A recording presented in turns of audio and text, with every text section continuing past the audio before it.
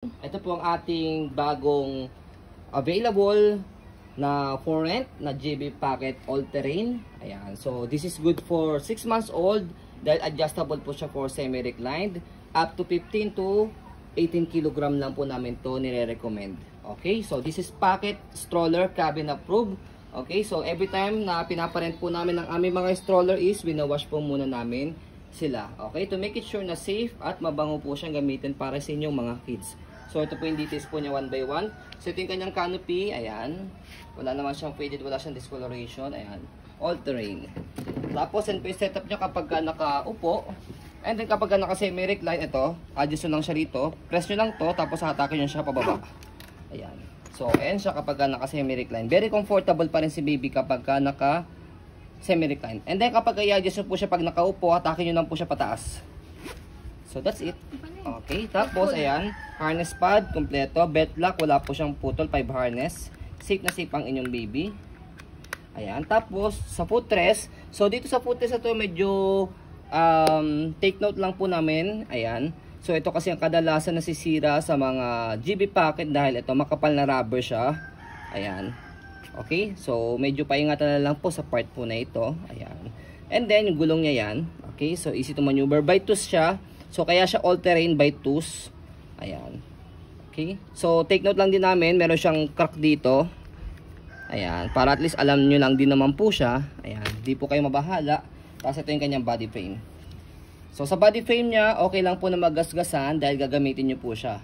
Okay? Wag lang madamage. Wag lang siya totally madamage. Just like may na-broken, may naputol dito. Ganyan. Okay? Pero may scratch, normal scratches, okay lang naman po. Ayan. Okay. So, ito yung kanyang likuran. Tapos, stopper, ayan, naka-cable na po siya. By tooth din po yung kanyang gulong. Para isang tapak na lang po dito, ayan, naka-stopper na siya.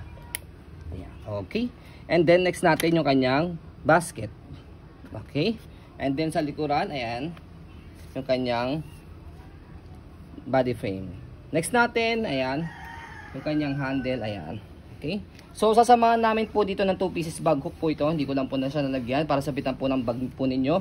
Pero make it sure lang po, FYI lang po, pag naglagay po kami dito ng 2-piece bag hook, medyo magang lang po sana nilagay na bag po dito dahil pocket size lang po ito. Kasi baka mamaya po sobrang bigat.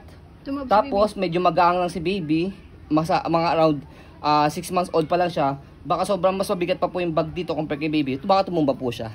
Okay, take note lang po natin yun. Mga handbag lang yan. Mga handbag lang po. Para at least po, safe lang po yung baby po ninyo. Okay? So, paingatan na lang po yung 2 pieces bag hook na yun para wala pong charges kung sakali masira po siya. Ayan. Okay? Tapos, sa pag-fold po sa kanya, ganito lang. So, press nyo po itong color white, tapos pull down. Ayan. Tapos, ayusin nyo lang po yung gulong sa harapan. So, yung mabilisan, pwede pong ganito. Tapos, compress na ganyan. Cabin pa rin naman yan. Ayan. So, kung gusto nyo mabilisan lang fold na ganyan. Okay? So, pwede rin naman po, kung meron kayong time, open muna natin. Kung meron kayong medyo mahaba-habang time at mas gusto niyo mas maliit, pag na-fold nyo na po siyang ganyan, etong kulay puti sa likod ng gulong, fold nyo po siyang ganyan. Gawin din sa kabila.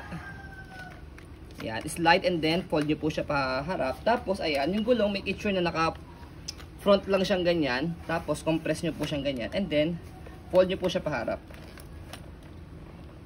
Ayan, compress nyo lang siya lang mabuti. Yung gulong, dapat kasi inano mo yung gulong. Naka-stopper dapat yun. So, ayan. Ayan. So, kung meron kayong time, ayan. Yung gulong kasi hindi mo nakaano. Mali ba ako? Na-pull na eh. Sige, open mo na. Pag-open. Hindi. Kasi maabon eh. Ayan, wait lang. Ito na. Ayusin mo natin. Ayan, stopper nyo muna siya. Straight nyo muna siya. Naka-stopper ate. Medyo mamadali kasi ako dahil maambon na.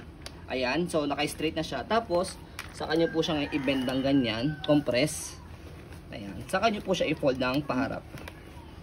Ayan. Para, as you can see, very compact siya kapag pinold. Kung meron kayong time pero kung wala naman kayong time, kung gusto nyo mabilisan, kahit yung unang fold kanina. Yan. Ito lang kasi, sobrang liit niya na talaga. Kapag inopen, tanggalin nyo lang yung lock sa gitna. Tapos, bukan nyo lang po siyang ganyan. Yan. And then after that, dito naman sa baba, slide. Huwag nyo kakalimutan po slide tapos babaan nyo po siyang ganyan. Kasi ba mamaya pag pinersa nyo siyang ganyan, masira po siya. Slide, tapos yan. Tapos press nyo lang po ulit itong kulay white. Tapos yan. ready to use na po siya. So, ayan po ang ating pong another GB Pocket All-Terrain Stroller Cabin Approved Pocket Stroller na foreign. So, ayan po, as you can see, very details po kami sa aming pong pa-video. Kasi po, ang aming shop policy is, yun. Maraming salamat. Have a nice day and God bless po.